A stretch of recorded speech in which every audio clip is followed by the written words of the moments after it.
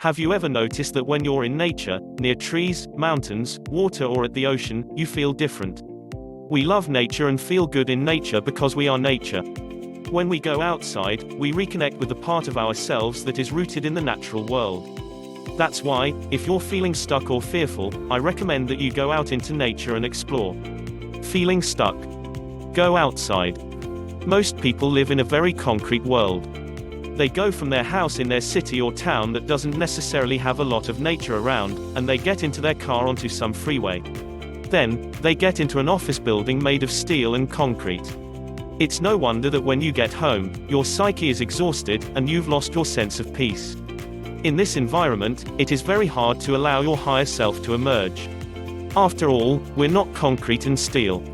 I'm not saying these materials don't have their purpose. However, what I am suggesting is that if you are a part of nature, you need to be in nature to be yourself. For a lot of us, connecting to that part of ourselves is going to have to be an absolute commitment. We need a scheduled appointment to go outside.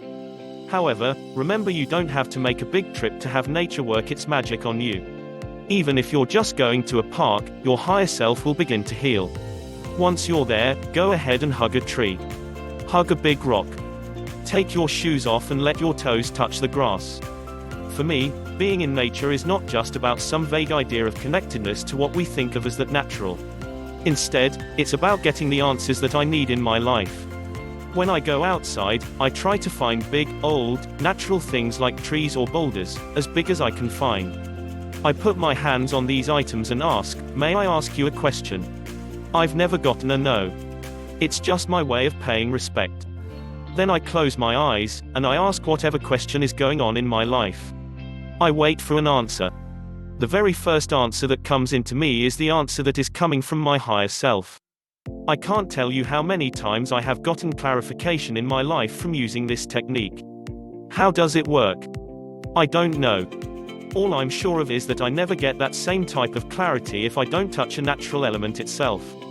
Just by doing that, I seem to tap into a bigger part of me, the part of me that is all wisdom, all wise, all intelligent, the part of me that is my true nature. By touching and being part of nature and getting this information, I seem to get the answer that is most beneficial for me every single time. I'm going to ask you right now if you're willing to make this commitment that will help you this week. Are you willing to spend at least 15 that will help you this week? If you can do more, then do more. However, make sure it's at least 15 to 20 minutes just sitting in nature, looking at it and breathing it in. There's also a second part to your commitment. Find a tree, a rock or something else of nature, like a stick or a branch. Hold it, touch it, admire it, and appreciate it.